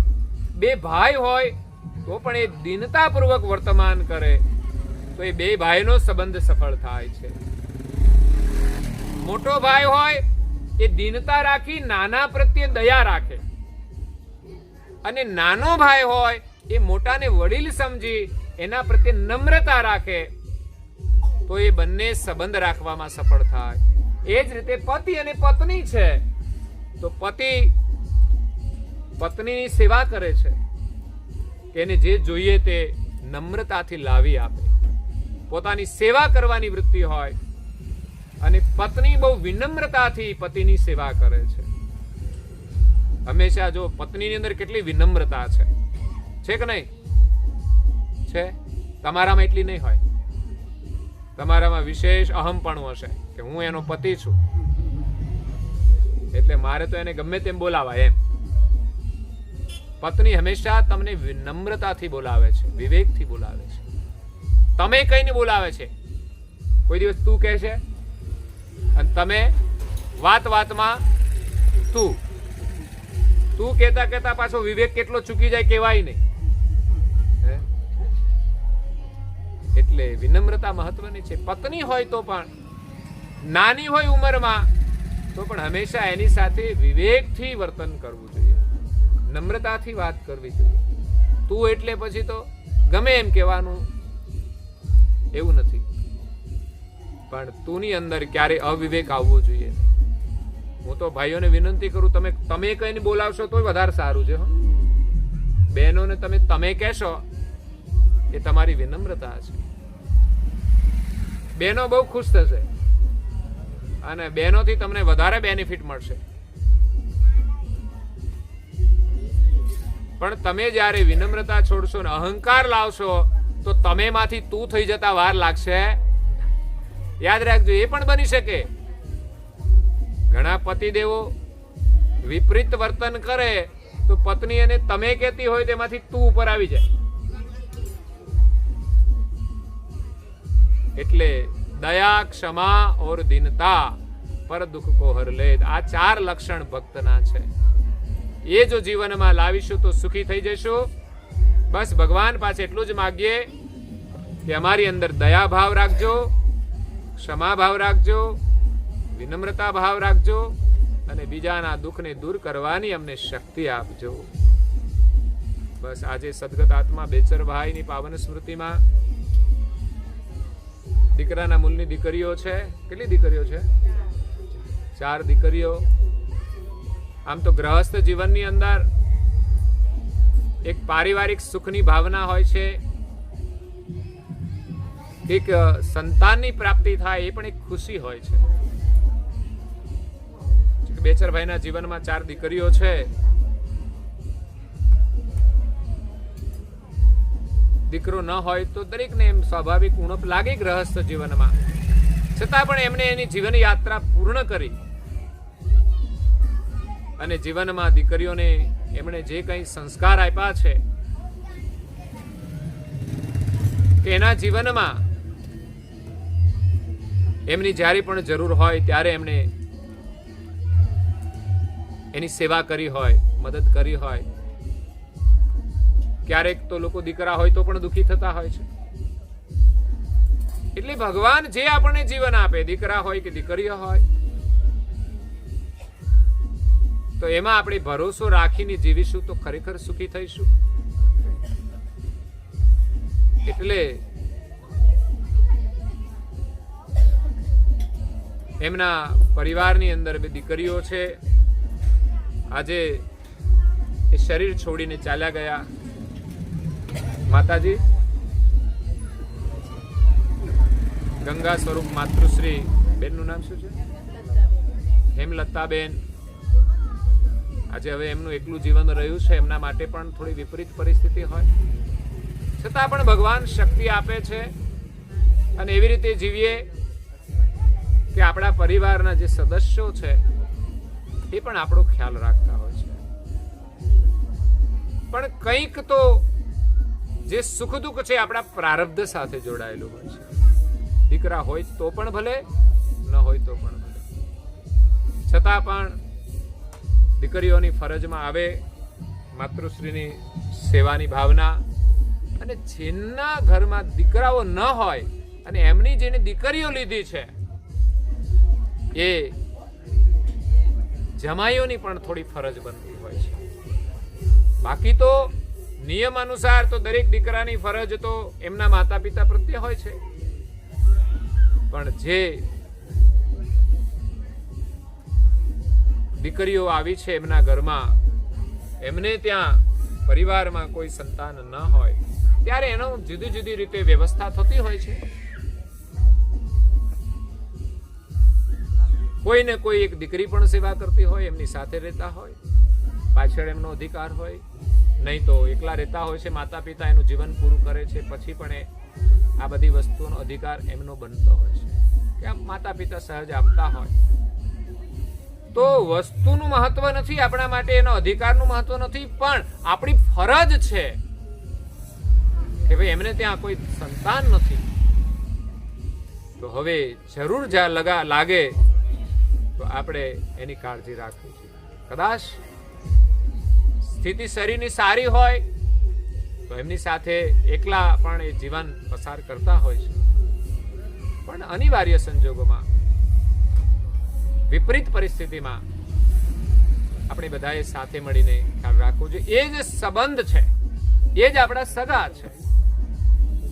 બાકી તો બધા આવીએ જઈએ છીએ વ્યવહારે, પણ સાચો સંબંધ તો એ છે કે વિપરીત પરિસ્થિતિમાં આપણે એની સાથે ઉભા રહીએ તો જે સંબંધ સાચો કહેવાય. અને એ આપણી ફરજ છે કે આપણે સેવા કરવી જોઈએ, દયાભાવ રાખવો જોઈએ. તો ભગવાનના આપણને બહુ આશીર્વાદ મળશે, આપણું જીવન સફળ થશે અને ફરી આવું માનવનું જીવન મળશે. તો સદગત આત્મા બેચરભાઈની પાવન સ્મૃતિમાં ગંગા સ્વરૂપ હેમલતાબેન, એમની જે દીકરીઓ છે, આજે બધા અહીંયા આવ્યા છે, એમના દીકરીઓના પરિવારજનો પણ આવ્યા છે સદગત આત્માને શ્રદ્ધાંજલિ આપવા માટે. ત્યારે આપણે સૌ સાથે મળીને પ્રાર્થના કરીએ કે સદગત આત્માની પરમ શાંતિ મળે. આજે એમના પાછળ એવા ઉત્તમ કાર્યનો આયોજન કર્યું છે કે આપણને બધાને ભગવાનના એક સારા આશીર્વાદ મળ્યા છે, સારા વિચાર મળ્યા છે, સારો સત્સંગ મળ્યો છે. તો ખરેખર સદગત આત્માને આજે સાંત્વના મળી છે, આજ સાચી શ્રદ્ધાંજલિ છે. તો દીકરો ન હોવા છતાંય દીકરીઓના પરિવાર દ્વારા આ એક આયોજન કરવામાં આવ્યું કે આજે પિતાની અંતિમ શ્રદ્ધાંજલિ રૂપે દિવ્ય સત્સંગ પારાયણ થાય અને એના આત્માને શાંતિ મળે. તો ખૂબ ખૂબ પરિવારને બધાને ધન્યવાદ છે કે પરમ ગુરુની કૃપા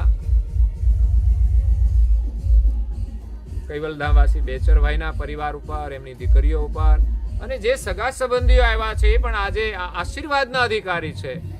તમે આવ્યા છો સંબંધ નિમિત્તે, તમારો કોઈ પણ ધર્મ હશે, પણ આજે તમે સંબંધના નાતે આવ્યા અને પરમ ગુરુના દર્શન થયા, એમના વચનામૃત શ્રવણ કર્યા.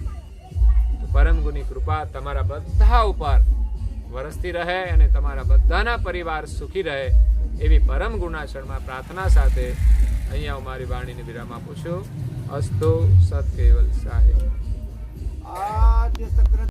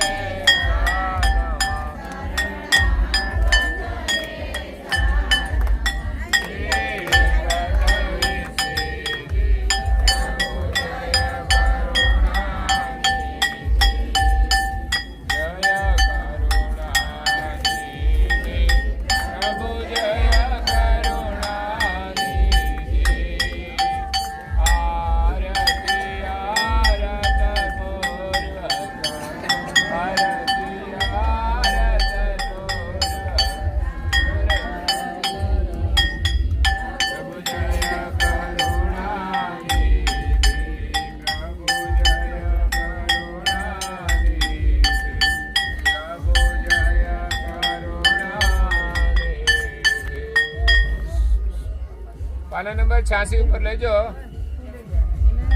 85 ઉપર.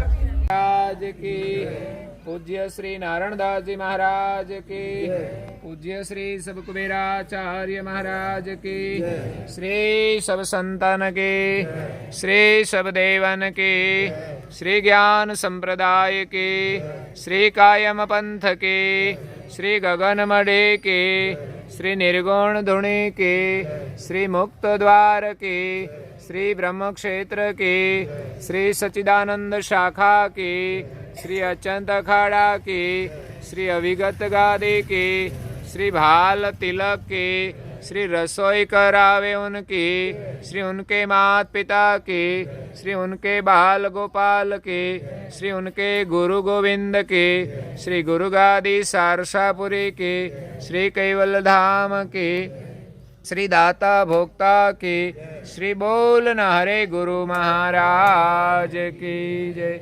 श्रीमद करुणा सागर महाराज की जय. संत मिले सुख उपजे, गुरु मिले दुख जा. महिमा महाप्रसादनो पावो प्रीत लगाई. परम गुरु कुबेर स्वामी की जय. जय बोलो सब संतन की जय.